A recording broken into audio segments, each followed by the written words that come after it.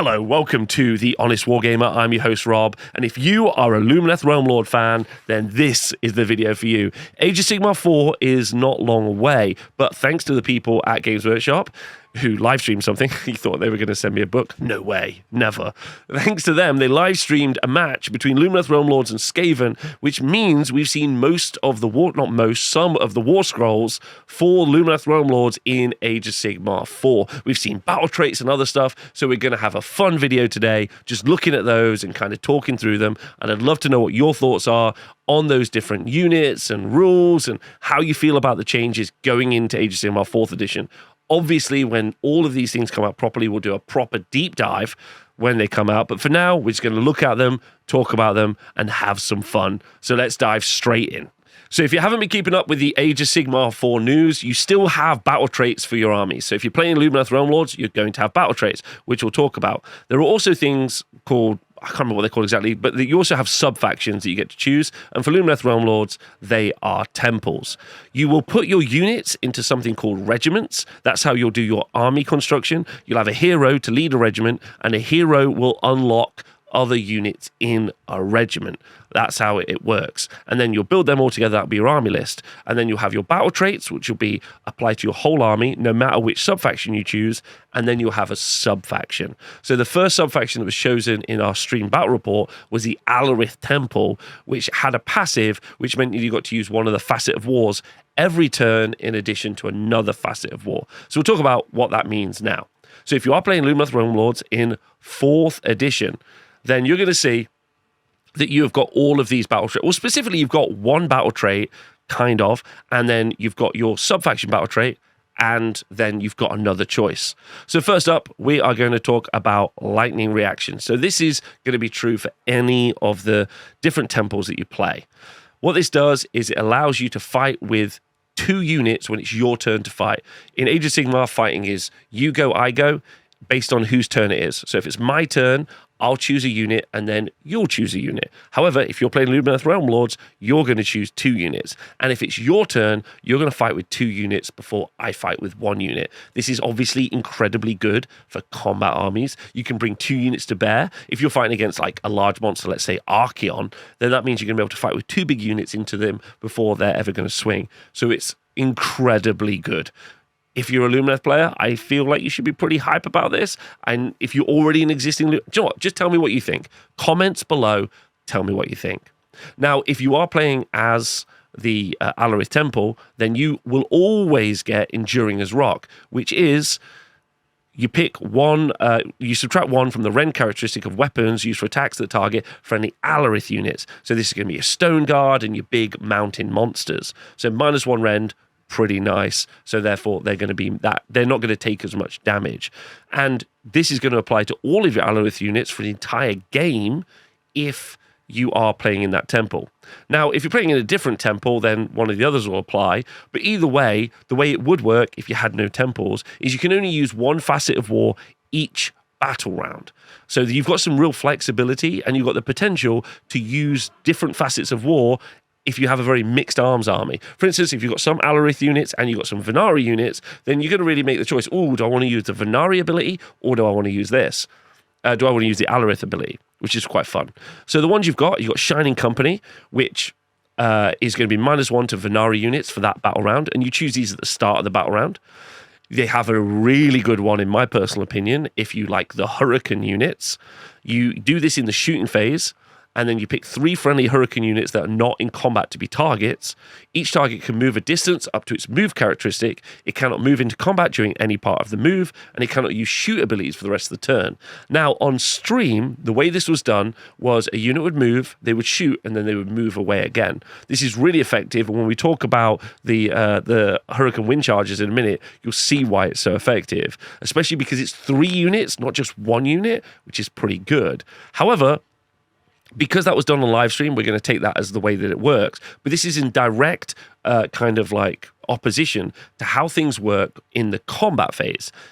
Just to be clear, as you're learning about War Scrolls and you're getting leaks over the next few weeks, combat phase abilities are done where the active player's combat abilities happen first, then the opponent do all their combat phase abilities, then you use fight abilities.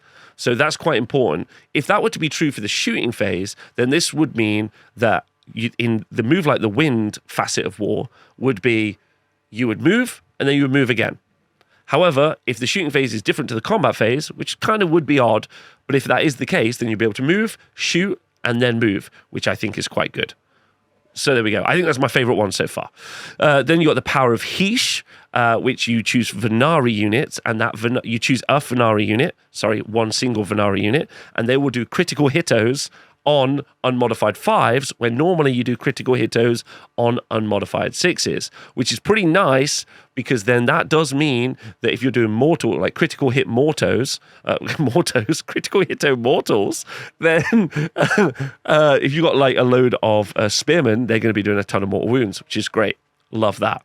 Deep Thinkers is the next one, and this is going to add +1 to your casting rolls for Scenari units for the rest of the battle, which is, for the rest of the battle round. So +1 to cast on all your wizards, especially if you're building a wizard heavy army. I love that. That's fun as well. Yeah, I guess they're called Mortos. Critical Mortos is what we're going to call them. But +1 to cast is good. That's for Deep Thinkers. And then the other one is the Enduring Rock one that we talked about. I assume there's going to be a temple for each one of these kind of ways of playing, which is pretty spicy. But those are your battle traits, and very slim down. You know, if you played Age of Sigmar 3, these are very slim down. Really what you have is you're going to have one, which is fight twice, or fight with 2 units. Then you're going to have your temple one, and then you're going to have another 3. So you're effectively going to have 3 battle traits for your army. You obviously, if you, again, not been keeping up with the news, you gain access to spells if you have any wizards. You choose a spell lore for your army. Obviously, if you've played Lumineth before, you'll know that there'll be at least a couple of other spell lores. We got probably the Lore of the Mountain, maybe the Lore of the Wind, in addition to the one that we've been showcased so far, which is the Lore of Hysh, which has got 3 spells. We've also seen the Stormcast spell lore, which is 3 spells. So I'm pretty certain that every spell lore during Index Hammer is going to have 3 spells. Either way, when you write your army list, you choose a spell lore. You say, I'd like the Lore of Hysh, please. And that means each wizard in your army has access to be able to cast any of the spells that are in that spell lore, which is quite nice. In the Lore of Hysh, there are 3 spells. Speed of Hysh is cast on a 5, and then you choose a Lumineth Realm Lords unit within 18 inches, and then you add 4 inches to the move characteristic until the start of your next turn. That's pretty nice, especially for those slow units like Stoneguard, or the faster units you want to make faster. Next one is Overwhelming Heat, which is cast on a 7. You pick a friendly Lumineth Realm Lords wizard to cast a spell, and you choose an enemy unit within 18 inches. You halve their move characteristic, and then you roll 2d6, and if you roll you roll 1d6, and if you roll over their move characteristic, they take d3 mortal damage. Pretty nice. Those scary enemy units. 18 inches, pretty long range. Pick a unit and you say, nope, you're going to be half move. That's really nice in my personal opinion. So that's good. Then finally, Protection of Hysh, which is obviously going to be the auto cast every time that you're going to try and do. It's cast on an 8, so it's a tough casting value, but it's a 5-up ward save to every friendly unit. Sorry, that's important because you might be able to do this to some allied units or some regiment units. We're pretty certain we're going to see the armies of renown or regiments of renown specifically from Age of Sigmar 3 brought in. So if you are able to plug in a regiment of renown, you might be able to give them a 5-up ward save. But either way, cast on an 8, tougher casting value, but 5-up ward save for all of your elves. Pretty spicy, in my personal opinion. So 3 great spells to choose from, and all of them are really going to benefit your army. The next thing that they showed off, although they didn't actually show any of the war scrolls for them, are manifestations. Again, if you're building an army list in Age of Sigmar 4, you get a free manifestation lore. There are some generic ones, which are the endless spells that you could buy that everyone could use, you know, your Purple Suns, your Geminids, etc. But also you can choose the manifestation lore from your faction. So the endless spells that you get for Lumineth Realm Lords, you can have. Here we can see what you can, the casting value for those different endless spells, but they didn't show the war scrolls off for the endless spells, so I can't talk about them yet. But that's pretty fun that you got access to 3 additional spells. So even though you might be like, oh, I only had 3 spells from one spell lore, you've actually got 3 endless spells as well in your army, which you also get for free in your army list. Now, we don't have a war scroll for the next thing we're going to talk about, but it is the Loon Shrine. Not Loon Shrine. Loon Shrine? Shrine Luminor. Sorry, I apologize to all the elf players. So the Shrine Luminor obviously is your faction terrain piece, right? Faction terrain piece for Lumineth. Now, what's spicy is, obviously, if you haven't been keeping up, the faction terrain, the terrain in general, or not the non-faction terrain, has a health pool, an armor save, and can be removed off the board. And already we were like, it's pretty interesting. And in one of the articles, they mentioned there may be even attacking. But your Shrine Luminor, if it has a wizard inside, can use the wizard's movement characteristic to move the shrine. Your temple is going to float. Like, you're going to Mad Max some guy across the board on a floating shrine. And I honestly don't know how I feel about that right now. That's some wild shit. It's incredibly fun. Just like body blocking, move blocking with a piece of terrain, put an endless spell out to move block as well, do some really clever shit. Anyway, super interesting, but it's happened on stream last night. You're moving shrines. Next unit we're going to look at, or the first unit we're going to look at, this is an exciting time. First unit we're going to look at for Age of Sigmar 4 for Lumineth Realm Lords is Sevireth, Lord of the Seventh Wind. Now, we don't know the points on these things. We're just going to talk about it as a unit. It's got 10 health with a 4-up armor save and a 5-up ward save. And one of those key little things I think you'll miss is the fact that he's got control value of 5. This means if you just run a little unit on an objective, he's really going to be able to help with the OC value on that objective. And seeing as he moves 18 inches like a bastard man, then he is going to be everywhere all the time, which is super good. We love him. He's really, really good. His shooting range, though, has been reduced. So he's only 12-inch shooting range, but obviously that's 30 inches. Move 18, shoot 12, 30 inches. He's got 4 attacks that hit on 2s, wound on 3s, are Ren 3, which is stunning, absolutely stunning. And then he's got D3 plus 1 damage and can also shoot into combat. So if he ever does get caught in combat, you're going to be able to shoot into combat, which is super nice. In combat, he's not actually that good. In combat, he does have this once per turn army ability, Searing Desert Winds. Now, I'm going to talk about this a lot. It's actually one of my favorite things I think I've seen, because they're making it so that abilities in the army are less useful if you multiply them. So I'm almost certain that you'll see Searing Desert Winds be a rule that you'll also see on the other wind spirits. This means, because you can only do this ability once per turn for your entire army, that if you have Sevireth and a wind spirit, only one of them is going to be able to use Searing Desert Winds. So even though it's like an ability that you use in combat, it means you can't multi-stack them and, take 4 wind spirits as an example, launch them all into combat, and then each one do Searing Desert Winds. That would be a really cool thing to do, but they clearly don't want you to do that. So it does mean that you're probably going to end up with more diverse army lists, unless you have a really broken war scroll. But then that does mean that you're going to be able to use those battle traits a little bit more. So it's quite nice. I quite like the structure of that. And they haven't really talked about that yet anywhere, which I think is weird. Okay, what this does, you pick 3 different units that you're in combat range with, and then you roll a D3 for each target, or a 2+. You inflict a number of mortal damage equal to the target, and subtract 1 from wound rolls for the target's attacks for the rest of the turn. And that's really nice, because you might throw Sevireth in with another unit, or even countercharge with Sevireth, so that you can do the Searing Desert Wind, so you can make it so that they're -1 to wound, which would be very effective. They're looking to kill Teclis, let's say, so you throw Sevireth in a countercharge, and then on a 2+, there's already some really interesting combos there. I really love that. He's also got a passive ability called Spirit of the Wind, and while a Hurricane units are wholly within 12 inches of this unit, they can use shoot and or charge abilities even if they used a run or retreat ability in the same turn, and no mortal damage inflicted by retreat abilities. So you can retreat and shoot and charge if you're within range of Sevireth, if you've got the Hurricane keyword. So that's pretty spicy. So obviously he's always going to be able to be in range of himself, other wind spirits as well, but also look at those Windchargers. You could do some really fun stuff with him. Like this a lot. Really fun, really engaging, incredibly dynamic piece to have access to in an army. Loads of other armies would be jealous. Great unit.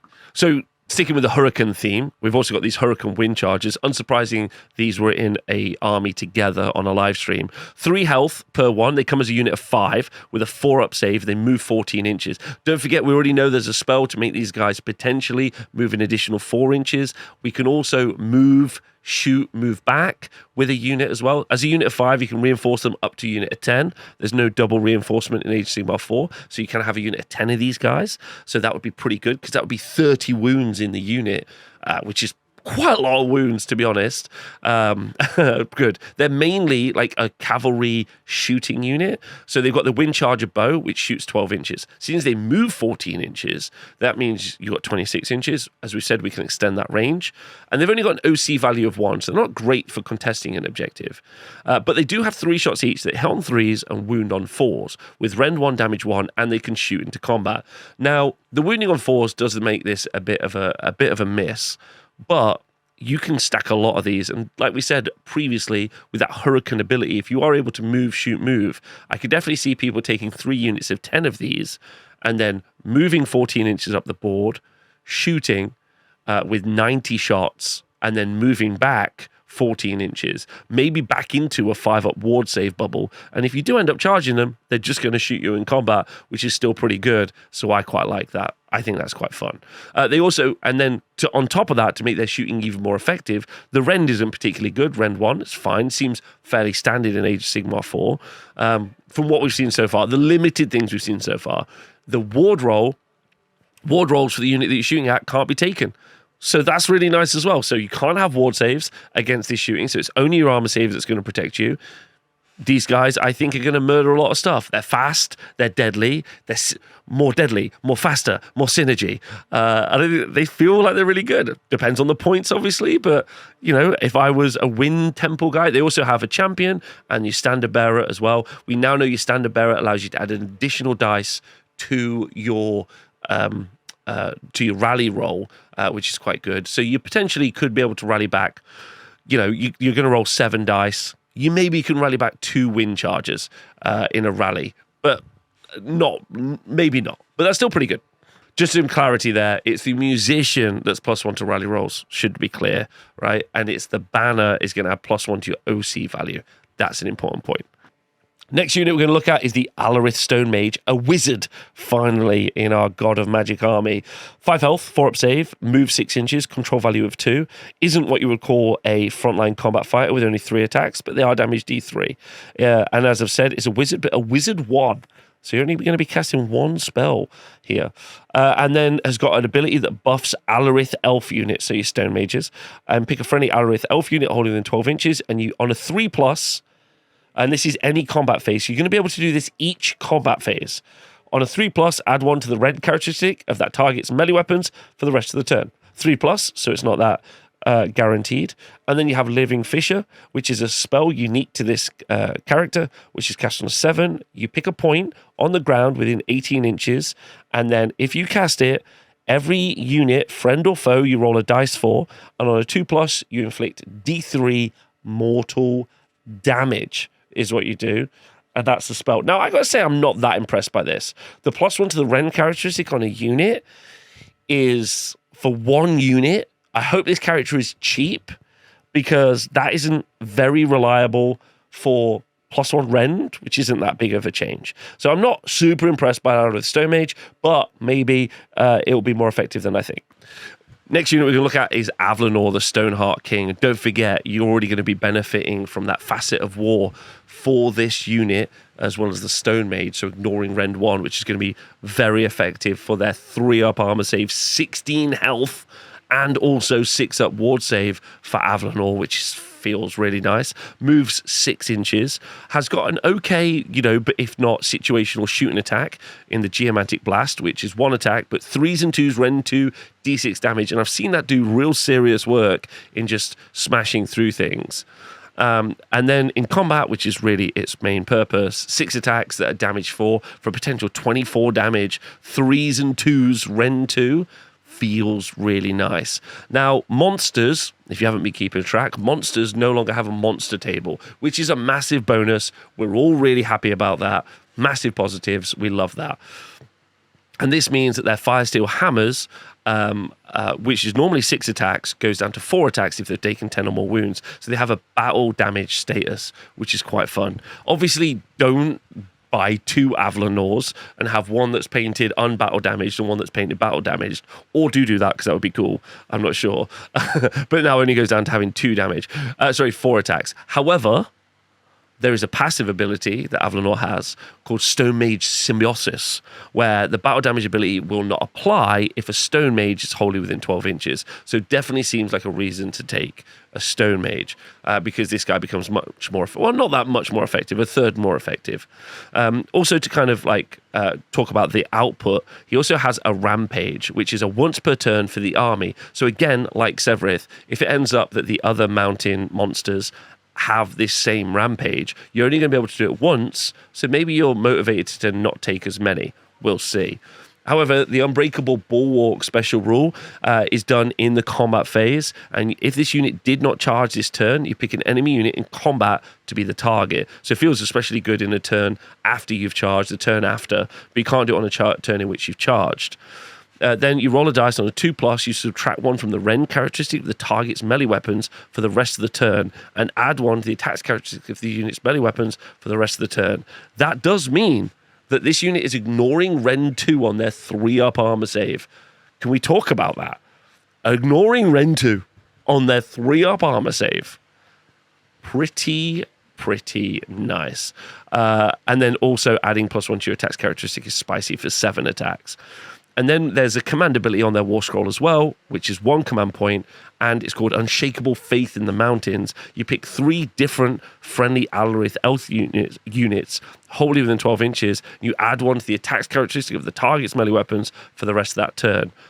Now that is really good. +1 attack is always really nice. And for 3 different units, that's good. There's some great economies of scale. If you did end up with like 3 units of 10 Stoneguard, if you could end up affording that, that means you effectively are going to be adding 30 attacks into your army, which feels incredibly good. So yeah, I think this guy feels really strong, really tough to fight, is good in combat. It's a little slow, but you've got ways to improve them. Super fun. The last kind of Stoneguard unit we're going to look at is the Alarith Stoneguard. They're a unit of 5. They've got a 4-up save and 2 health for 10 wounds on that 4-up save, which is super nice. There's no ward save for these guys unless you're contesting an objective, thanks to their passive Fortitude of the Earth, which has a ward save of 5+ while models in this unit are contesting an objective you control, which is pretty nice. 4-up save, you can all-out defense, you obviously can ignore rend, thanks to your temple ability, as well as your facet of war, which is pretty good. In combat, they've got 2 attacks each with the Stoneguard hammers, which are 3s and 3s, rend 1, damage 2. Now that we know Avalenor can have +1 attack, so add 50% of their damage on, that's amazing. Pretty good. They don't have any other passives, like no critical mortos, no critical hitos, so nothing like that. So they seem pretty basic, and they are on the slower side, only movement 4, but obviously you can move these faster. The one thing I'd say about these guys is they've only got a control value of 1. So sure, they're going to be tough to get rid of on an objective, but a unit of 10 of these is only going to be 10. So that Sevireth ability that we saw earlier, where he's counts as 5 on an objective, just running over, he's already going to be able to kind of stand toe-to-toe with 5 Stoneguard on an objective. So that's something to be conscious of, in my personal opinion. So yeah, pretty interesting. But they do have a Standard Bearer, and don't forget that Standard Bearer is going to have +1 to their OC. So they're going to be a 6 on objective, Sevireth would be 5, but it's very close. So I'm just trying to shout out that Sevireth ability is pretty spicy, in my opinion. So that's it. Those are all the War Scrolls we've seen for Lumineth so far, and honestly, they're quite interesting. I'd love to know what you think. That's pretty much the point of this video. How do you feel about them? Is it the army you collect? Have there been some rules there? And which rules have made you want to start collecting Lumineth Realm Lords? Do you like the look, or do you just want to play with the army you're already playing with? How are you feeling about Age of Sigmar 4? Let me know in the comments. Thank you to the Twitch chat for hanging out with me while I've made this video, and thank you to everyone on the Wargamer Patreon who supports this show. We have a Lumineth chat in there if you'd like to join it into our Discord, which you can access via Patreon. Thanks very much for watching the video. I really appreciate it. I'll see you guys soon.